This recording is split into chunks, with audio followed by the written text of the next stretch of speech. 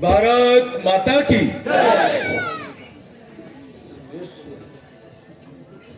काय असं बसलं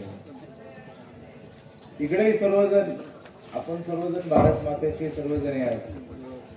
भारत माता की भारत माता की भारत माता की जय श्रीराम जय बजरंग बली. आज आहे ना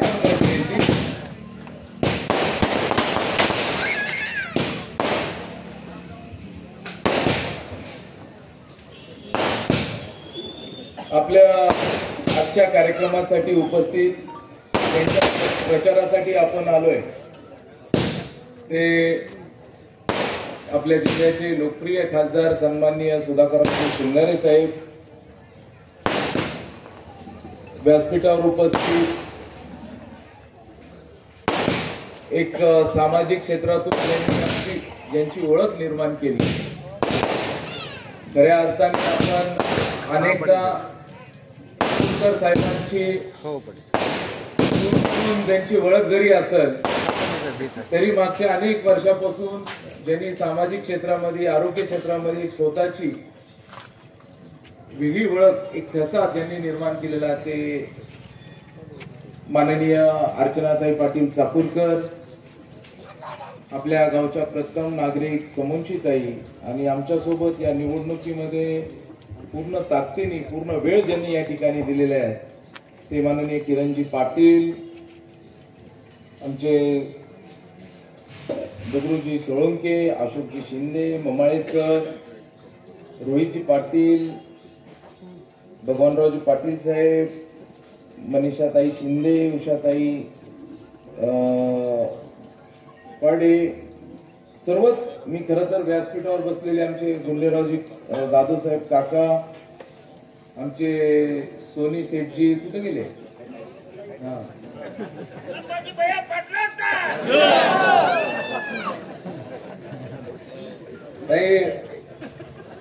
आम्ही दोघांनी एकत्रित आमची फार चांगली दोस्ती आहे खासदार साहेब. आम्ही दोघांनी मिळून एकत्रित मार खाल्लाय, काट्या खाल्ल्यात काट्या. हो सेठजी आता गेले आपलं सरकार एवढे काट्या खाल्ले साहेब. अजून सर्वांना वाटतं आपल्याला आठवत असतील सर तुम्ही बघत असताना पाटील साहेब आपल्याला वाटतं की संभाजी पाटील असंच आहे. एवढे संघर्षातले दिवस गेले, अनेकदा जेलमध्ये इथं संजय धोरवे साहेब आहेत, किमान 3दा जेल झाली असेल आपल्याला. आणि सहज असं इथं कुठे पोलीस बांधव पोलीस कसं घडवतात म्हणजे असं रिंगण करून. इथं आमचे जनार्दन सोमवंशी आहेत, तर आम्हाला असं पूर्ण रिंगण करून बरोबर आहे ताजपूरचे सरपंच आहे तिथं एक 10-15 पोलिसांनी असं रिंगण केलं होतं आणि पूर्ण ताकदीने त्यांच्या पाठ्यावर काट्याचा मार चालू होता. आणि तेवढ्या ह्याच्यामध्ये मला पोलिसांनी पकडून जात होते पण मी बघत पाहिलं हे दोघांना त्या ठिकाणी मार चाललाय. मी गेलो ह्या आमच्या सरपंचाच्या पाठीवर त्या ठिकाणी पडलो. त्यांच्या पाठीवर पडणारा प्रत्येक काठीचा मार या संभाजी पाटीलने त्याच्या पाठीवर घेतला. पूर्ण मार सेठी झाला का नाही तुमच्या सोबत. आणि ते आमदार असताना त्यांना जेलमध्ये उचलले आणि किल्लारीला टाकले. 2 मिनिटात तर सेठजीला परत घरी आणून त्या ठिकाणी.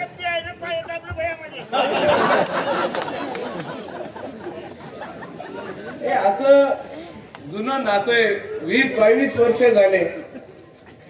2001 पासून मी आपल्या सर्वांच्या सहवासात काम करतोय आणि सहवासात काम करत असताना एक 22 वर्षाच्या तरुणांना आपण याच व्यासपीठावर पाहिलेलं आहे. आणि आज 22 वर्षानंतरही आपण मला ह्याच व्यासपीठावर सर्वजण पाहतात. 22 वर्षापूर्वी जसं तुम्ही मला पाहिलं होतं आणि आजही 22 वर्षानंतर तुम्ही मला पाहतात. माझ्यामध्ये थोडाही फरक पडला नाही. ना वजनामध्ये फरक पडला, ना कपड्यामध्ये फरक पडला, ना राहणीमानामध्ये फरक पडला. या सर्व गोष्टीचे साक्षीदार आहात आपण. कारखान्याच्या निवडणुकीपासून आपला राजकीय जन्म झाला. मला जन्म देणारी माझी आई एक अक्का आहे, पण मला राजकीय जन्म देणारे म्हणजे कोण असतील तर इथं बसणारी ही निलंग्याची जनता आहे, ज्यांनी मला राजकीय जन्म दिला.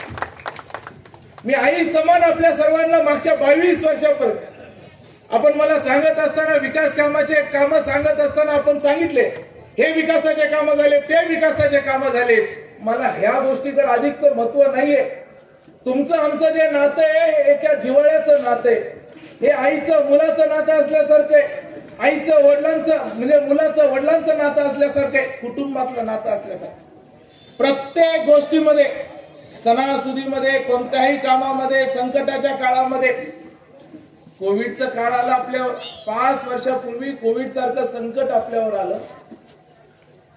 काही मला आपल्याला आवर्जून सांगायचंय, लातूर मध्ये लोक जात नव्हते दवाखान्यामध्ये, पण निटूरच्या पीएससी मध्ये लोक या ठिकाणी येत होते. हे चित्र होतं का नाही कोविडच्या काळामध्ये? कोविड मध्ये या इथल्या दवाखान्याने इथल्या लोकांनी जी सेवा केली, कोविडच्या काळामध्ये, संकटाच्या काळामध्ये ह्या भागामध्ये निलंगा असेल, लातूर असेल, एक ताकदीने आपल्या सर्वांच्या सोबत विजू आहेत, मालक आहेत, आमचे सोमवंशी साहेब आहेत, सर्वजण या भागातील सर्व कार्यकर्ते ताकदीने इथं एकत्रित राहिले. संकटाच्या काळात आम्ही पळून गेलो नाही. देशावर संकट आलं, कोविडचं संकट आलं, राहुल गांधी विदेशात निघून गेले विदेशात निघून. कोणता देश, कोणत्या गेले? इटलीला गेले. आपल्या राहुल गांधी तरी सोडा, या जिल्ह्यावर ज्यावेळेस कोविडचं संकट आले, जे जिल्ह्याचे पालकमंत्री होते ते देखील या जिल्ह्यामध्ये राहिले नाहीत. तेही विदेशामध्ये स्वित्झर्लंडला निघून गेले. हेही आपण आता विसरायला नकोय. आपल्याला रेमडेसिवीर भेटत नव्हतं, ऑक्सिजन नव्हतं. जे काँग्रेसचे नेते इथे येतात, व्यासपीठावर येतात, भाषण करतात, त्यांना प्रश्न विचारा. 5 वर्ष ज्यावेळेस आपलं कोविडचं संकट आलं त्यावेळेस हे होते कुठं? बोलणं फार सोपं असतंय. अनेक गोष्टीच्या बाबतीमध्ये मी छोटं उदाहरण देतो. या लातूर जिल्ह्यामध्ये काँग्रेसवाल्यांची मक्तेदारी होती, साखर कारखान्यामध्ये मक्तेदारी होती. विसरायला नको आपण, परत आल्यानंतर आठवण करून देण्याचं काम आहे. 2022, 21-22 मध्ये इथं शेतकरी, जे ऊस उत्पादक शेतकरी आहेत का, ऊस उत्पादक शेतकरी आहेत, 21-22 मध्ये किती महिन्याला गेला हो तुमचा ऊस? 18 महिने, 19 महिने ऊस घेऊन गेले नाहीत. 17 महिने शेतकरी परेशान होता. का विसरायला पाहिजे तो काळ? 5 वर्षामध्ये या सर्व गोष्टी घडल्या. ह्याही गोष्टीचा हिशोब द्यायला पाहिजे, लेखाजोखा द्यायला पाहिजे. आम्ही जसं आमच्या कामाचा लेखाजोखा जनतेच्या समोर देतो, तसं तुम्ही पण या जिल्ह्यामध्ये काम करत होतात, मंत्री होतात, तुमचा लेखाजोखा द्या. 17-18 महिने या जिल्ह्यातल्या शेतकऱ्यांचा ऊस नाही नेला. त्याच्यानंतर अमूलगा कारखाना आपण या ठिकाणी ताब्यात घेतला. मागच्या वर्षभरामध्ये आपल्याला विचारायचंय, जो 17-18 महिन्याला ऊस जात होता, गेल्या वर्षी किती महिन्यात ऊस गेले शेतकऱ्यांचे? 12 महिन्यात, 11 महिन्यात, 12 महिन्यामध्ये सर्वांचा शेतकऱ्यांचा ऊस आम्ही नेला. आणि आपल्याला आवर्जून सांगतो, यांच्या काळात भाव काय देत होते? हे म्हणतात स्वतःला साखर सम्राट, स्वतःला अनेक बक्षिस घेतात. अहो, बक्षीस जर घ्यायचं असेल, जनतेच्या मनातलं बक्षीस घ्या. भाव तुम्ही देत असताना काय भाव तुम्ही दिलात? शेतकऱ्यांना भाव काय दिलात? हाही कधी विचार करायला पाहिजे. आमचा कारखाना त्या ठिकाणी, आपला कारखाना चालू झाला, अमूलगा कारखाना चालू झाला. आम्ही पहिला हप्ता त्यावेळेस 2500 म्हणजे पहिल्या सीझनला आपण 2565 रुपये दिला भाव.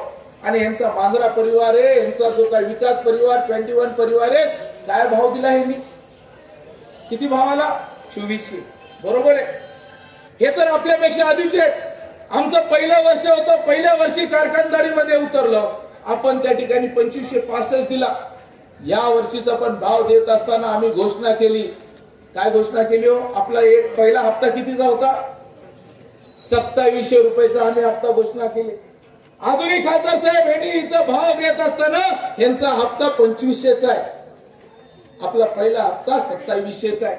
म्हणजे शेतकऱ्यांना तुमच्याकडे कारखाना होते, कारखानदारी होती, सर्व होतं, पण तुम्ही शेतकऱ्यांना तुमच्या ताब्यामध्ये ठेवत होता. आम्ही स्पर्धा तयार केली. संभाजी पाटील कधीच बोलला नाही यांच्या कारखान्याला ऊस देऊ नका.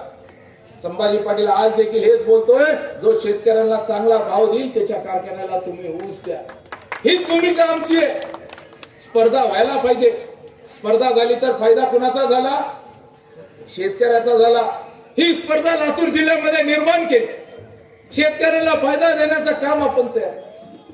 मला आपल्याला आवर्जून सांगायचंय, ताई आमच्या इथं यांचे आज किती वर्ष झाले मला माहित नाही आणि मला कारखान्याचं एवढं गणित माहित नाही, पण मला ज्यावेळेस लक्षात आलं फायदा कारखान्यामध्ये शेतकऱ्यांना कारखानदारीला जो फायदा होतो त्याच्यातला अधिक वाटा शेतकऱ्यांना द्यायला पाहिजे, जो ऊस देतो. आपण शेतकऱ्यांना प्रत्येक शेतकऱ्यांनी जो ऊस घातला, जो कुणाला 25 किलो त्यांनी जेवढा ऊस घातला त्याप्रमाणे कुणाला 50 किलो कुणाला 75 किलो अशा पद्धतीने शेतकऱ्याला मोफत शेतकऱ्यांना साखर देण्याचं. यांच्या 25-50 वर्षामध्ये 25 किती वर्ष झाले यांचे कारखाने? 30 वर्ष झाले असतील काका. 30 वर्ष झाले. कुणाला 1 किलो भर असं मूठभर साखर दिली किंवा मोफत? माफक दरामध्ये साखर देतो. 5 रुपये कमी करायचा आणि देतो आणि सांगा. कारखानदारीमध्ये जर तुम्ही चांगल्या पद्धतीने केलात शेतकऱ्याला मदत करू शकता. काल एका गावामध्ये गेल्यानंतर सप्ताह चालू होता. सप्ताह चालू जवळ गेला. सप्ताह होता अण्णांचा सप्ताह होता. 14 दिवसाचा सप्ताह होता. सर्व शेतकरी पंचकृषीतले शेतकरी आले. त्यांनी सांगितलं भैया आम्हाला साखर पाहिजे. आज एवढं चांगलं निमित्त आहे. आज हनुमान जयंती सारखं निमित्त आहे. ह्याच्यापेक्षा पवित्र दिवस कोणता नाहीये. त्यांनी सांगितलं भैया आम्हाला साखर पाहिजे. सप्त्यासाठी साखर पाहिजे. मी म्हटलं किती लागणार आहे? त्यांनी म्हटले भैया 1 पोतं साखर आम्हाला लागत. 1 पोतं लगेच फोन केला. कारखान्याहून साखर त्यांना पाठवून दिली. मी सहज बसल्या बसल्या गणित गाठलं की जिल्ह्यामध्ये आपले किती गाव आहेत? किती गाव आहेत जिल्ह्यात? 922 गाव आहेत. जवळपास 922 पैकी 700-800 गावांमध्ये त्या ठिकाणी आपल्याला सप्ताह उभा टाकतो. 25 वर्ष झाले यांची कारखानदारी चालू आहे. मला सहज जर वाटलं मी एका सप्त्याला 1 पोतभर साखर पाठवून दिलं.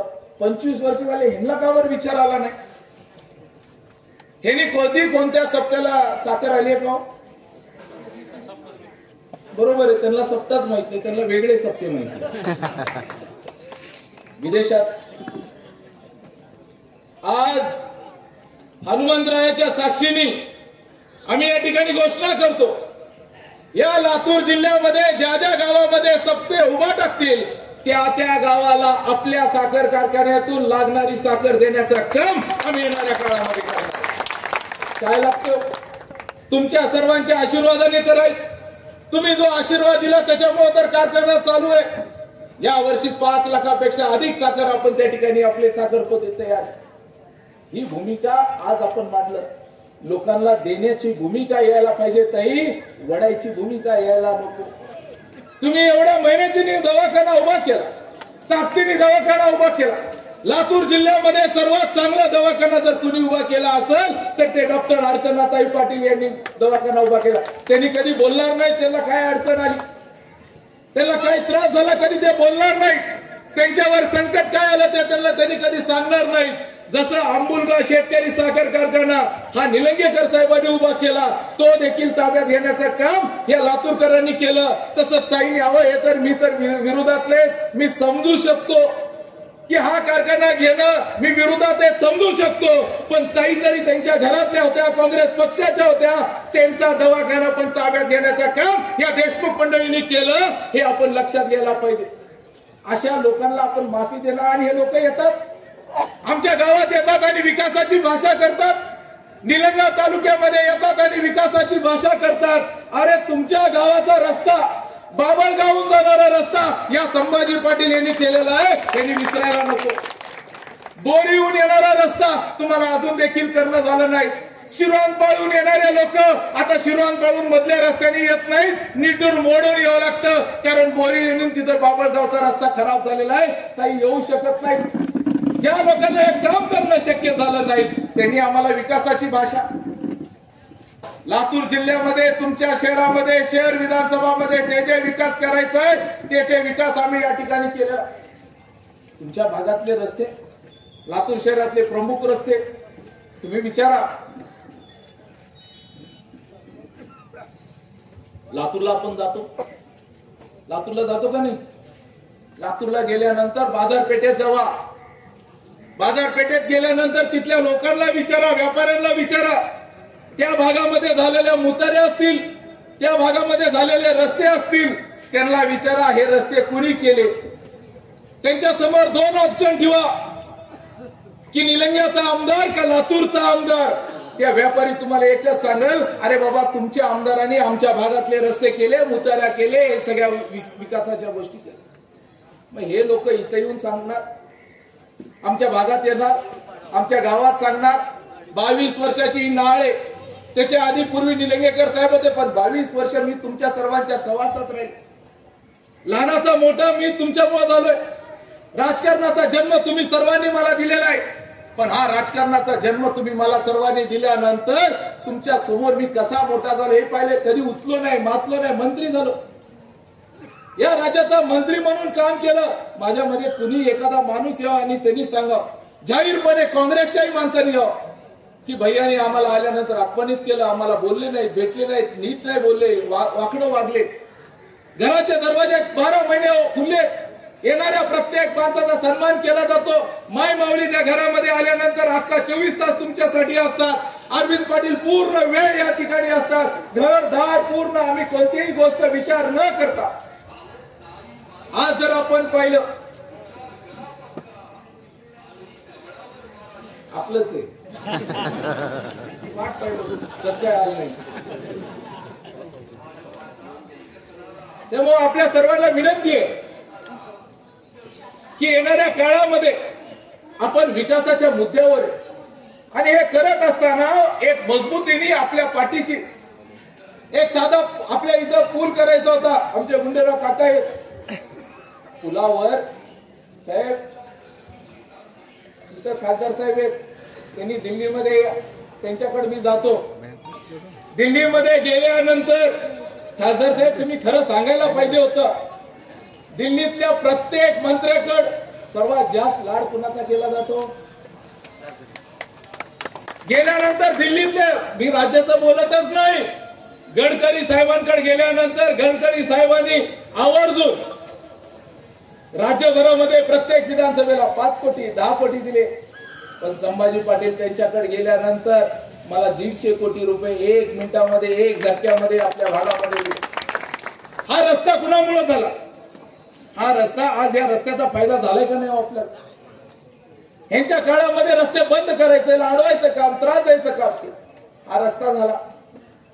मी आपल्या सर्वांना या ठिकाणी विनंती करतोय, ही संधी कुणा एका व्यक्तीसाठी नाही, कुणाला आमदार संभाजी पाटील म्हणून नाही, पण आपण आपल्या भागासाठी एक विकासाचा दृष्टिकोन पाहिलेला आहे.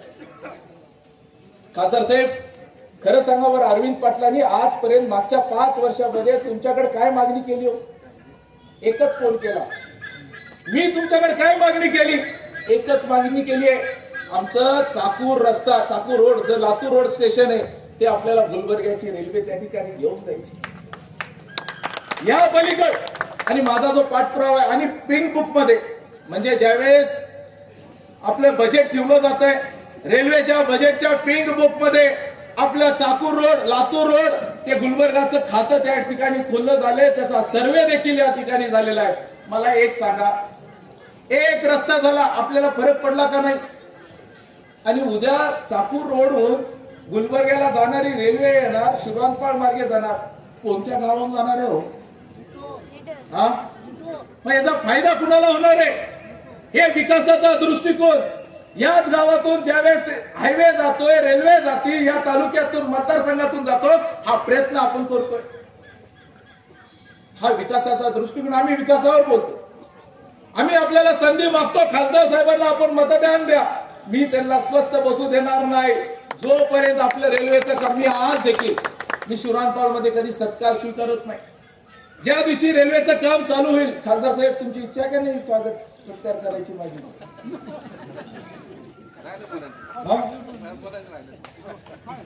माझी इच्छा आहे. तुमची इच्छा असेल तर आपण पुढं नाही, कारण सत्कार घ्यायचाय. मी घेतला नाही शिवरानपाल मध्ये, कारण मी वचन घेतलं होतं, जोपर्यंत आपण रेल्वेचं काम चालू होत नाही तोपर्यंत सत्कार घेणार नाही. आम्ही सर्वांनी मिळून ठरवलंय खासदार साहेबांनी पण संकल्प केलाय की बाबा येणाऱ्या काळामध्ये जोपर्यंत ही रेल्वे मी दुसऱ्या कामाला हात लावणार नाही, प्राधान्याने जर चाकूर रेल्वे ज्याला आता आपण काही चाकूर जंक्शन आपण करायचा निर्णय, चाकूरला जंक्शन करणारे साहेब आपल्याला खासदारकी मिळाली, फार आपण त्या जागेचं मातीचं खरंच काहीतरी चाकूरच्या मातीचं कौतुक असतं रे. 9 वर्ष साहेब, 9 टर्म आणि 2 टर्म तुम्ही, म्हणजे 11 टर्म एका मातीतला खासदार, म्हणजे काहीतरी त्या मातीचं वैशिष्ट्य असणार. आणि येणाऱ्या काळामध्ये आमची मागणी खासदार साहेबांकडनं पाठपुरावा करून आम्ही त्यांच्याकडे एक काम करून देणार. एखादा स्थानिक विषय, एखादा रस्ता हे थोड्या वेळासाठी असतो, वर्ष, 2 वर्ष, 3 वर्ष, पण एखादं काम असं असतंय जे पिढ्याना पिढ्या त्या ठिकाणी चालत असते. ते पिढ्याना पिढ्या चालणारं काम आपल्याला करायचंय. ते म्हणजे या भागातून रेल्वे जर गेली तर पुढच्या पिढ्यांना आपल्याला उपयोग होईल. आपल्या पोरं जे आहे कामासाठी त्याला घर दार सोडून जावं लागतं, पुण्याला मुंबईला त्याला जावं लागतं, आणि इथं गेल्यानंतर त्याला काम भेटतंय का नाही ह्याची पण शाश्वत नाहीये. जर रेल्वे सारखं उपक्रम आपल्या भागात आला तर निश्चितपणे काम. दुसरं आपण या भागामध्ये काय करणार आहे? दुसरं आपण या भागामध्ये रेल्वे कोच कारखाना जो चालू झालाय, रेल्वे कोच कारखाना जो चालू झालाय त्याचे एन्सिलरीचे युनिट मी आपल्या सर्व निटूरकरांना आवर्जून सांगतो. आजपर्यंत एमआयडीसी बार्शी रोडला गेली, एमआयडीसी लातूरच्या एका वेगळ्या दिशेने गेली. येणाऱ्या 5 वर्षामध्ये मी आपल्याला आवर्जून सांगतो, येणाऱ्या काळामध्ये एमआयडीसी निलंग्याच्या दिशेने आणण्याचं काम आपण करणार आहे. हे सर्व व्यवसाय तुम्ही द्या जागा मालक. आजपर्यंत मी आपल्याला सांगतो, ह्या भागामध्ये जे रेल्वे कोच कारखान्याचे जे एन्सिलरीचे युनिट आहे त्यांच्यासाठी जागा उपलब्ध करून देण्याचं काम या दिशेने करण्याचा आपण निर्णय केलेला आहे. 2.5 वर्ष सत्ता नव्हती, ही 2.5 वर्ष जर सत्ता राहिली असती, 2.5 वर्ष आपलं सरकार राहिलं असतं तर त्या 2.5 वर्षामध्येच मी एमआयडीसीला मान्यता करून घेतली असती. पण येणाऱ्या काळामध्ये ही एमआयडीसी आपण पूर्ण करू. या सर्व गोष्टीकडे प्रामाणिकपणे पाठपुरावा करण्याचं काम आपण करणार. आणि माझी आपल्याला विनंती आहे की निवडणूक देशाची आहे. कुठंतरी काँग्रेसवाले विषारी प्रचार करतात. ताईंनी फार पोटतिडकीने सांगितलं, खासदार साहेबांनी पोटतिडकीने सांगितलं, गेल्या वेळेस तुम्ही 1,500 मताधिक्य दिलं होतं, यावेळेस 2,000 मताधिक्य देणार आहात. माझी सर्व तमाम या पंचकृषीतील मान्यवरांना, लोकांना, जनतेला माझा प्रश्न आहे, तुम्ही मतदान करत असताना फक्त विचार करा एकदा, का काँग्रेस पक्षाला मतदान? एक कारण सांगा, कोणत्या कारणाने त्याला मतदान करायचं? त्यांचा नेतृत्व कोण आहे? आपलं नेतृत्व कोण आहे? देशाचे पंतप्रधान माननीय नरेंद्र मोदी साहेब एका बाजूला आहेत, एकीकडे राहुल गांधी एका बाजूला आहेत, ज्या नेतृत्वाला आपल्या देशाचं कड माहित नाही. मोदी साहेबांबद्दल किती लोकांना अजून काही गोष्टी माहित नाहीत. त्यांनी त्यांचं अर्ध आयुष्य प्रचारक बनून राहिलेले. प्रचारक म्हणजे काय? जे सतत फिरत राहिलेले आहेत, लोकांमध्ये गेलेत, लोकांच्या सुखादुखामध्ये राहिलेले आहेत, कुठं गेले, जिथं ज्यांच्या घरी भेटले, जिथं बसले, प्रचारक म्हणून त्या ठिकाणी प्रत्येक सुख दुःख समजून घेतलेलं नेतृत्व आहे. इथं पूर्ण वेगळ्या पद्धतीने तयार झालेलं नेतृत्व आहे. आणि मी आपल्याला आवर्जून सांगतो, आपल्याला देशासाठी मतदान करायचं. या भागामध्ये विकासासाठी आम्ही त्यांच्या पायिका, देशाचे पंतप्रधान माननीय नरेंद्र मोदी साहेबांचे आम्ही पायिका. त्यांनी आपल्याला दाखवलेलं जे काही आपल्याला एजेंडा दिलाय, महिलांसाठी 3 कोटी महिलांना लखपती बनवणार आहेत ते. काँग्रेसवाले आता म्हणतात आम्ही महिलांना हे देऊ. अरे 65 वर्ष तुमचं सरकार होतं, 65 वर्षामध्ये साध्या प्रत्येक घराला शौचालय बांधणं झालं नाही. 10 वर्षापूर्वी गावात यायचं म्हटलं हातात रुमाल नाकाला लावावं लागत होतं, ही परिस्थिती होती. बाथरूम नव्हते, आपल्याला टँकरनी पाणी यायचं गावामध्ये. टँकरनी पाणी आता जवळपास बंद झालंय. कुठे टँकरनी पाणी? आज या सगळ्या गोष्टी बंद करायचं काम जर कोणी केलं असेल आणि नळाला पाणी देण्याचं काम जर कोणी केलं असेल ते म्हणजे माननीय नरेंद्र मोदी साहेब. आवास योजना समाजातील सर्वच घटकांना, कुणी म्हणते मोदी साहेब या ठिकाणी आपल्याकडे बघत असताना भारतीय जनता पार्टी जातीवादी पक्ष, मला एक योजना दाखवा, एक योजना अशी दाखवा की त्या योजनेमध्ये फक्त हिंदू लोकांना फायदा होतोय आणि मुस्लिम लोकांना फायदा होत नाही, अशी एक योजना. समाजातल्या सर्व घटकांना फायदा होणारी योजना आहे. आरोग्यासाठी त्यांनी योजना काढली, फायदा तर सर्व समाजातील लोकांना. घरकुलाची योजना काढली, समाजातील सर्व घटकांना फायदा आहे. मी आणि खात्रीने सांगतो, 65 वर्षांमध्ये सर्वात कमी घरं जर कोणत्या समाजाचे होते ते मुस्लिम समाजाचे घर कमी होते. माननीय मुख्य पंतप्रधानांच्या योजनेमुळे जर सर्वात अधिक जर फायदा जर कोणत्या समाजाला झाला असेल तर ते मुस्लिम समाजातील सर्व बांधवांना त्या ठिकाणी झालाय, हे विसरायला नको. मग का तुम्ही म्हणतात की एखाद्या विशिष्ट समाजाच्या विरोधात आहे? एकीकडे काँग्रेसवाले परत दुसरा प्रचार काय करतात की भारतीय जनता पार्टी जर सत्तेमध्ये आली तर घटना बदलणार. कसं घटना बदलणार? कधी आजपर्यंत या देशाचा इतिहास तुम्ही काढून पहा. माननीय पंतप्रधान मोदी साहेबांनी 2014ला शपथ घेतली. संसदेत गेल्यानंतर पहिलं भाषण काढा आणि त्या भाषणामध्ये त्यांनी उल्लेख केलाय की एक सर्वसामान्य कुटुंबातला माणूस देशातला पंतप्रधान होऊ शकला, त्याच्या मागचं कारण जर कोण असेल तर डॉक्टर बाबासाहेब आंबेडकरांनी दिलेलं हे संविधान आहे. या संविधानामुळे झालं. त्या संविधानाला आपण गीता, कुराण, बायबल ह्यापेक्षा जर मोठं ठेवून त्या ठिकाणी मोदी साहेब राहतात. कारण संविधान देशाला एक नियम देतो, एक कायदा देतो. तो आदर माननीय मोदी साहेबांनी दिलेला आहे. कुणाच्या मध्ये हे दम नाही, हिंमत नाही, हे होऊ शकत नाही, पण कुठं तरी सांगायचं. आणि आम्ही कशाला इथं राहू? मग घटनेचा आदर. आम्ही का भारतीय जनता पार्टीचे कार्यकर्ते? राष्ट्रभावना असणारा पक्ष आहे, घटनेचा आदर करणारा असणारा पक्ष आहे. त्याच्यामुळे आम्ही सर्वजण आपण भारतीय जनता पार्टीशी जोडलेले. राष्ट्रहितामध्ये काम करणारा पक्ष आहे, सर्व समाजातल्या शेवटच्या घटकासाठी मदत करणारा पक्ष आहे. त्यामुळे आम्ही सर्वजण भारतीय जनता पार्टीमध्ये जोडलोय. ही भूमिका आपल्या सर्वांना सांगायची आहे. आणि येणाऱ्या काळामध्ये पाणी हे आपलं सर्वात महत्वाचं काम राहणार आहे. हे बघा, आज किती जणांना मोदी साहेबांना भेटायचं सांगा, पाहायचंय. मोदीजींना पाहण्याची इच्छा किती जणांची? एकदा सर्वांनी हात वर करा, ज्यांना ज्यांना मोदीजींना पाहायचंय. माझं आपल्या सर्वांना निमंत्रण आहे. 29 तारखेला देशाचे पंतप्रधान लातूरला येणार आहेत आणि तुमच्या इथून अर्ध्या तासाच्या अंतरावर त्यांची सभा होणार. हे म्हणजे गरुड चौकामध्ये, नांदेड रोडच्या अलीकडे गरुड चौकामध्ये माननीय मोदी साहेबांची सभा. मी आपल्या सर्वांना निमंत्रण देतो, आपण सर्वजण या. आणि या सभेमध्ये आल्यानंतर आपण पंतप्रधानाला पाहिल्यानंतर, त्यांचं ऐकल्यानंतर देश कुठं एका ठिकाणी आज वैभवशाली देश बनवतो. आताच खासदार साहेबांनी सांगितलं विदेशामध्ये कोण बोललं, विदेशामध्ये पोरे. खासदार साहेब कुणी विदेशात जातात, ज्यांचे मुलं विदेशात आहेत त्यांना विचारा विदेशापेक्षा सुरक्षित देश कोणता असेल. आपला भारत देश सुरक्षित बनवण्याचं काम माननीय मोदी साहेबांनी त्या ठिकाणी केलेलं. हे चित्र माननीय मोदी साहेबांनी निर्माण केलेले आहे. आणि खासदार साहेब, आपल्याला ही सुवर्ण संधी मिळाली आहे. आम्हाला हेवा वाटतो कधी तुम्ही, खरंच हेवा वाटतो. माझी मनातून अंतःकरणातून इच्छा होती की पंतप्रधानांच्या सोबत त्यांच्या ज्या ठिकाणी त्यांनी काम करतात त्या ठिकाणी जावं, तिथं खासदार बना. आता पुढे वाट बघू. आता एवढे मोठे 600 जागा झाले, पुन्हा जर जागा खुली झाली तर चांगली लढाई भविष्यात होऊ शकते असं मला वाटतं.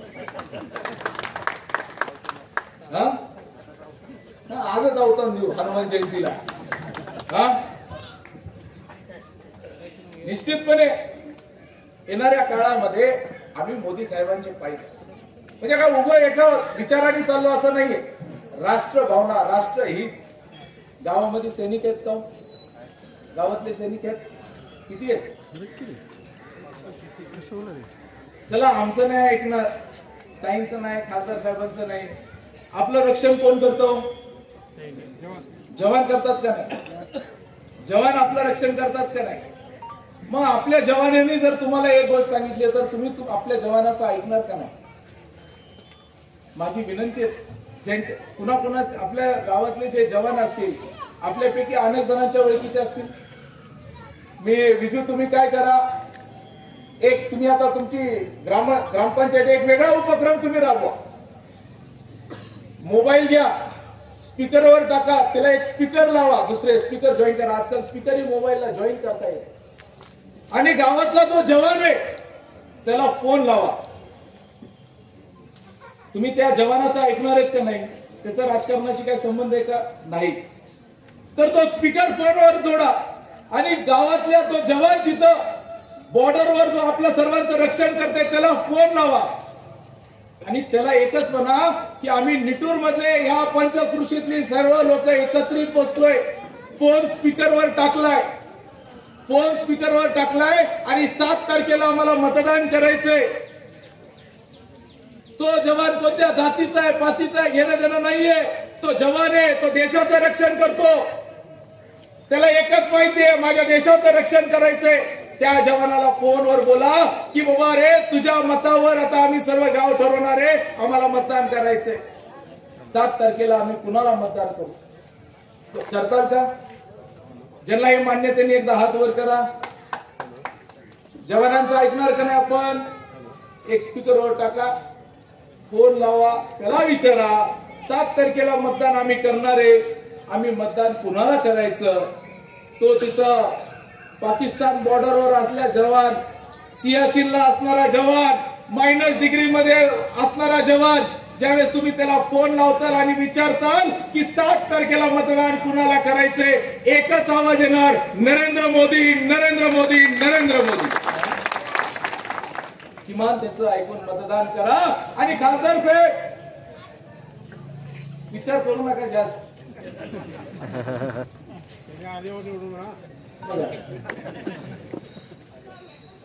निवडून आल्यावर फक्त आमच्याकडे हे जे ना हे प्रेमाचं नातं आहे साहेब. इथं मी काही नेता म्हणून कधी कुणाला वाटलं का? नेत्यासारखं कधी थांबलं साहेब? इथून जाताना गाडी हात केलं, कोणी थांबवले, उतरतो, किती जरी घाई असते. इथं बसा साहेबजी, बरोबर आहे, इथं बसा, इथं चला, तिथं चला. 20 वर्षात असं कधी वागलं चुकीचं? कधी कुणी काय बोललं, कुणी कधी कधी कधी कसं काही तुम्ही त्या भैयांना बघितले? तुम्ही आता मला पाहिलं असं, कधी कोण इकडं घेऊन जाते, कधी कोण तिकडं घेऊन जाते. कसं वाटतं? शेवट वाटतं, हे वाटतं. पण कधीतरी कुणाला रागवून बोललो का? हात जोडूनच आज पण मी तुम्हाला सर्वांना हात जोडून विनंती करतो. एकीकडे तुमचा मुलगा आहे ज्याचा जन्म तुम्ही दिला राजकारणातला, आणि दुसरीकडे हा अमित देशमुख आहे ज्यांनी आपल्या भागामध्ये कधी 1 रुपया दिला नाही. या निटूरच्या लोकांनी सर्कलमध्ये त्याचा सत्कार झाला का नाही? झाला का नाही? अमित देशमुखांचा इथं स्वागत सत्कार आलते का नाही? पण जेवढे पैसे इथल्या लोकांनी स्वागत सत्कारावर, शालीवर, पेट्यावर घातले, किमान तेवढेचे तरी पैसे आमच्या भागाला द्यायला पाहिजे होते 2.5 वर्षात. एवढे तरी सांगा त्याला. नाही दिले. हे लोकांना त्याला माहित नाही. त्यांनी बोलत असताना सांगितलं की मला लातूरचं काय घेणं देणं नाहीये, काही जरी झालं तर संभाजी पाटीलला मायनस करायचं, त्याला निलंग्यामध्ये थांबवायचं, ही ताकद तो त्या ठिकाणी बसून लावतोय. असं होणार आहे का? तुम्ही तुमच्या गावचं बघा ना, आणि आमच्या गावचं सोडा. निलंग्यात काय करायचं निलंग्याची जनता करतील. पण लातूर मध्ये खासदार साहेब तुम्ही मला विचारतात निलंग्यात किती मताधिक्य आहे, ही जनता देईल सर, तुम्ही काळजी करू नका. पण लातूर मध्ये पण मताधिक्य घेऊन देण्याची जबाबदारी स्वतः संभाजी पाटील निलंगेकर या ठिकाणी. बघा विचार, अजूनही गावात शहरात बघा, लातूर शहरात. त्यामुळं आपल्या सर्वांना परत एकदा हात जोडून विनंती आहे की येणाऱ्या 7 तारखेला कमळाच्या समोर बटन दाबून संभाजी पाटीलला मतदान करणार नाही. तुम्ही सुधाकर शिंगारेंना मतदान करणार नाही. माझी एवढीच विनंती आहे की देशाचे पंतप्रधान माननीय नरेंद्र मोदी साहेबांना तुम्ही मतदान करणार आहात, एवढीच विनंती करून माझे 2 शब्द थांबवतो. जय हिंद, जय महाराष्ट्र.